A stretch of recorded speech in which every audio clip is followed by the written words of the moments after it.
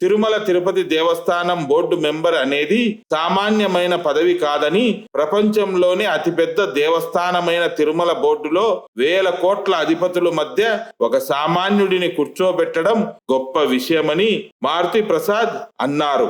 ఒక చిన్న councillor ticket రావాలన్నా లోకల్ ఎమ్మెల్యే అనుమతి ఉండాలని, అటువంటిది టిటిడి బోర్డు మెంబర్ పదవి లోకల్ ఎమ్మెల్యే రాచమల్లు శివప్రసాద్ రెడ్డి గారి సిఫారసు లేకుండా రావడం అసాధ్యమని స్పష్టం చేశారు.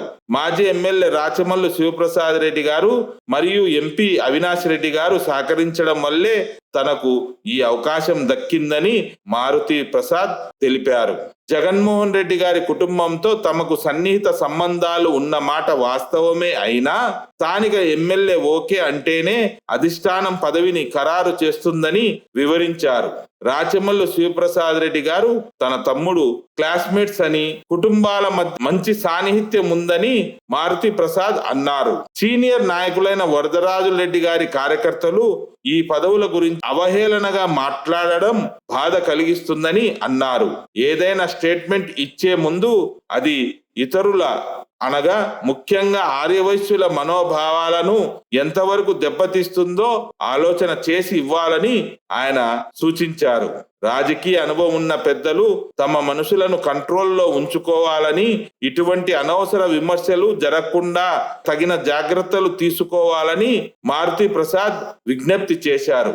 మొత్తంగా తనకు దక్కిన పదవిలో రాచమల్లు శివప్రసాద్ రెడ్డి గారి పాత్ర కీలకమైనదని చెబుతూ అనవసరమైన రాజకీయ విమర్శలు ఆపాలని మారుతి ప్రసాద్ కోరారు. ఓం నమో వెంకటేశాయ నమః. ఈనాడు ఈ మీడియా ముందుకు రావడం నేను దాదాపు మొదటిసారిగా వస్తున్నాను. నేను తిరుమల తిరుపతి దేవస్థానానికి చిబ్బగిరి ప్రసాద్ తర్వాత కొనసాగించడం జరిగింది. ఈ బోర్డు మెంబర్ గారానికి పొద్దుటూరులో మన ఆర్యవేశ్యులకు రెండో పర్యాయం రావడం జరిగింది. కాలానుకూలముగా కాలం సహకరించింటే కూడా మూడోసారి కూడా వచ్చేదానికి అవకాశాలు ఉన్నాయి. కానీ అనుసరించకపోవడం వల్ల మూడో ఛాన్స్ మనకు వెళ్ళిపోయింది. ఇది కంటిన్యూ కావాలని అందరం కోరుకున్నాం. అప్పుడు అనుకోకుండా కుదరలేకుండా పోయింది.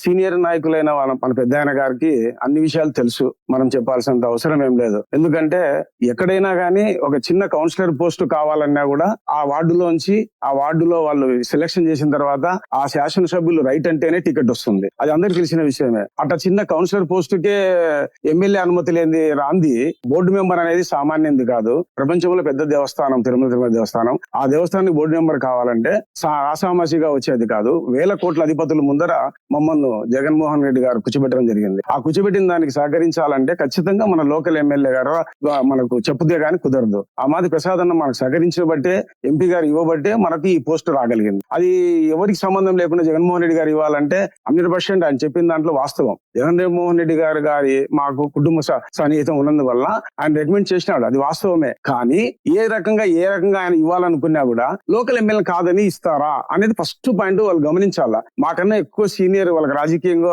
అనుభవం ఉన్నోళ్ళు, వయసు ఉన్నోళ్ళు మేము చెప్పాల్సినంత అవసరం లేదు. మేము ఏ పొద్దు కూడా ఇది కావాలని అనుకోకపోయినా కూడా ఆయన మనకి ఇచ్చినాడు అని అంటే గుర్తించుకొని, మా తమ్ముడు ప్రసాద్ అన్న ఇద్దరు క్లాస్మేట్స్, క్లోజ్ ఫ్రెండ్స్, ఎక్కడైనా కానీ కలవాలా చేయాలన్నా మా ఫంక్షన్లకు వాళ్ళ ఫంక్షన్ మేము రావడం అంతా జరిగింది. ఈ కార్యక్రమాల్లో మొత్తం అంతా మా కుటుంబానికి సన్నిహితము. పెద్ద ఆయన సీఎం గారు ఇచ్చిన పదవిని ఎమ్మెల్యే గారు అనుకూలంగా ఇచ్చిన తర్వాతనే ఎస్ అనిన తర్వాతనే మాకు వచ్చింది. అది ఆయన కాదనంటే ఏ రకంగా ఇస్తారు అనేది వాళ్ళకు కూడా తెలుసు. అది తెలుసుకోకుండా గమనించుకోకుండా మాట్లాడడం అనేది మాకు ఒక నొప్పిగా ఉంది. కాబట్టి పెద్ద ఆయన సీనియర్, ఎంతో విలువ గల ఆయన స్టేట్మెంట్లు ఇప్పించేటప్పుడు ఈ స్టేట్మెంట్ మనం ఇవ్వకూడదు అని కూడా ఒకరో గమనించుకొని వాళ్ళ కార్యకర్తలకు కావచ్చు, వాళ్ళ మనుషులకు ఎవరికైనా కావచ్చు స్టేట్మెంట్ ఇచ్చేటప్పుడు ఇది ఎంత దూరం పోతుంది, ఇది ఆర్వేషులకు మనోభావం దెబ్బతింటుంది కదా, ఇవన్నీ మాటలు ఎందుకు రావాలా అనేది ఒకరు గమనించుకొని చెప్పి ఉండింటే బాగుంటుందని నా ఉద్దేశము. కాబట్టి దయవుంచి పెద్ద ఆయన ఇక మీదట ఇచ్చే స్టేట్మెంట్లు ఏవైనా గానీ